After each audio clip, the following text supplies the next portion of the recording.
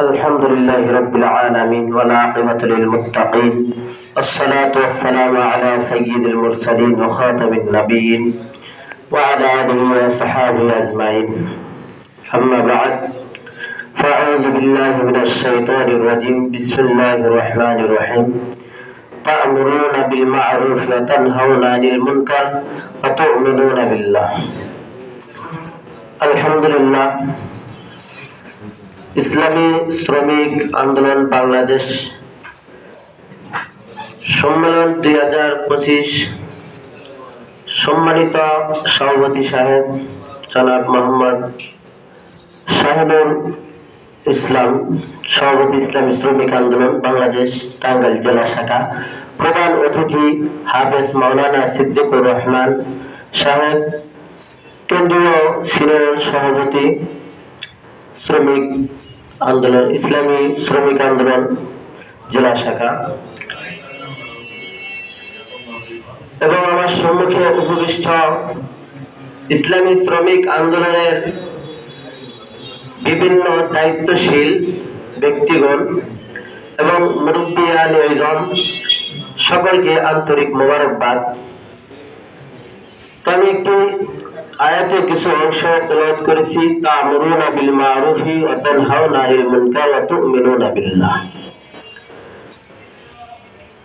আল্লাহ তাআলা এই আয়াতের মধ্যে বলেন যে তোমরা কি করো, সৎ কাজের আদেশ করো এবং অসৎ কাজের নিষেধ করো, ওয়া তু'মিনুনা বিল্লাহ, যদি তোমরা কি করো, মুমিন হয়ে থাকো।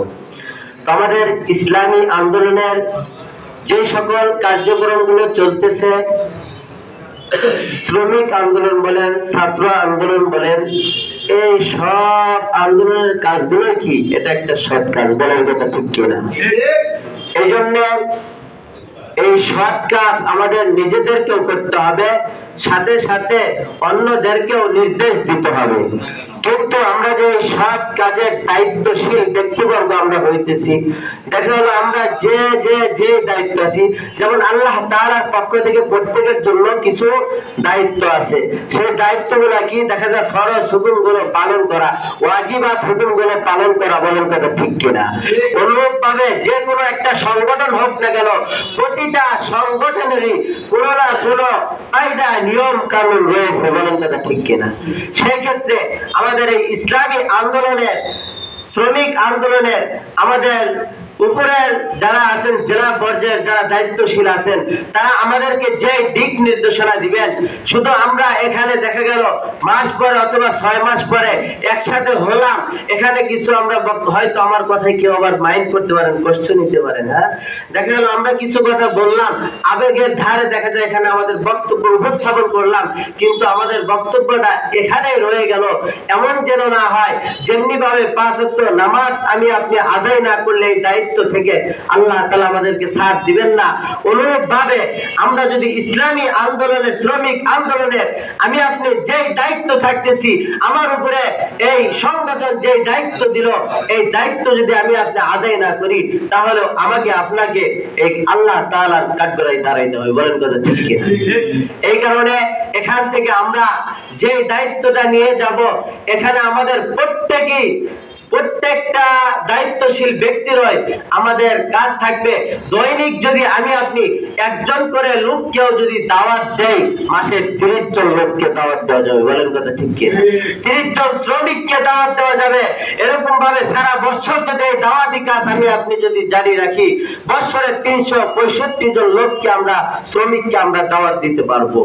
আর এখানে দেখা গেল আমরা উলামায়ে কেরাম হই, অথবা দেখা গেল কেউ হয়তো সমাজের বড় ব্যক্তিবর্গ হতে পারি, এখানে শ্রমিকদেরকে দাওয়াত দিলে অথবা নিম্ন পর্যায়ের লোকদেরকে দাওয়াত দিলে, তাদের সাথে কথা বললে আমাদের সম্মান কমে যাবে, বিষয়টি এমন নয়, বরং আল্লাহ তাআলা আমাদের সম্মান আরো বাড়ায় দিবেন। কারণ হলো আল্লাহ রাসূল সাল্লাল্লাহু আলাইহি ওয়াসাল্লামের আদর্শ কি ছিল, দেখা যেত রাসূল সাল্লাল্লাহু আলাইহি ওয়াসাল্লাম এরকম করেন নাই, যারা শুধু প্রভাবশালী ছিল তাদের মধ্যে দিনের দাওয়াত দেন, বলেন তো ঠিক কিনা? বরং যারা দরিদ্র ছিল তাদেরকেও দিনের দাওয়াত দিয়েছেন, যারা শ্রমিক ছিল তাদেরকেও দিনের দাওয়াত দিয়েছেন। এই কারণে আমরা এই ইসলামী শ্রমিক আন্দোলনের প্রত্যেকটা দায়িত্বশীল ব্যক্তিও আমরা সব শ্রেণীর লোকদেরকে আমরা এই ইসলামী দাওয়াত দিব। বলেন কথা ঠিক কিনা? কারণ হলো ইসলামী শ্রমিক আন্দোলন এটা আমরা সংগঠন, এর উদ্দেশ্য কি? আমরা ইসলামের দিকে মানুষকে আহ্বান করব। ইসলামের কি সুযোগ সুবিধা আছে, ইসলামের ভিতরে প্রবেশ করলে সে কি নিরাপত্তা পাচ্ছে, এই বিষয়ে তাদেরকে আমরা বুঝাবো। সাথে সাথে এখানে আমরা যদি প্রত্যেকটা আরেকটা বিষয় আলোচনা লম্বা হয়ে যাইতেছে, যদি আমরা এই সিস্টেমটা চালু করি যে দেখা গেল আমাদের প্রত্যেকটা উপজেলা ভিত্তিক প্রত্যেক মাসে এরকম একটা জনসভা হলো, সেখানে দেখা গেল আমরা উপস্থিত হলাম, যে যে ব্যক্তি যে দায়িত্বে ছিল সে এই এক মাসে কতটুকু দায়িত্ব দিতে পালন করতে পেরেছে, কতজন লোককে সে আমাদের এই সংগঠনের মধ্যে ঢুকাইতে পারছে। যদি প্রত্যেক মাসে যদি এটার একটু তদারকি করি, অথবা দেখা গেল এটা যদি আমরা খোঁজ খবর রাখি, তাহলে আমার মনে হয় যারা দায়িত্বশীল থাকবেন তাদের মনের মধ্যেও একটা চিন্তা থাকবে যে মাস শেষে আমার কি করতে হবে, এখানে হিসাব দিতে হবে। এই কারণে আমার একটা পরামর্শ হলো, যারা আমরা উপরে দায়িত্বশীল ব্যক্তিবর্গ আছি, যে আমরা দেখেন এই সিস্টেমটা জারি করা যায় কিনা, চালু করা যায় কিনা। এর দ্বারা আরেকটা ফায়দা হবে কি, আমাদের সকলের সাথে একটা কি সাক্ষাৎ হয়ে গেল, যার দ্বারা দেখালো আমাদের মহাব্বত, অর্থাৎ যারা আমরা দায়িত্বশীল আছি আমাদের মধ্যেও কি একটা মহাব্বতের তৈরি হলো। আর যাদেরকে আমরা সদস্য বানাইলাম তাদের মধ্যেও কি আমাদের সাথে যে সাক্ষাৎ হলো, কিছু কথোপকথন হলো, তাদের সাথেও আমাদের সম্পর্কটা বেড়ে যাবে। সেই জন্য আমরা প্রত্যেকটি দায়িত্বশীল ব্যক্তি বলবো, আমরা ইনশাআল্লাহ আমাদের প্রত্যেকের দায়িত্ব আমরা গুরুত্ব সহকারে কি করব, আদায় করব। সাথে সাথে আমাদের এই তালিকাভুক্ত অর্থাৎ আমাদের জনসংখ্যা বাড়ানোর জন্য আমরা আমাদের জীবনের সর্বোচ্চ চেষ্টা করে যাব ইনশাআল্লাহ। সকলে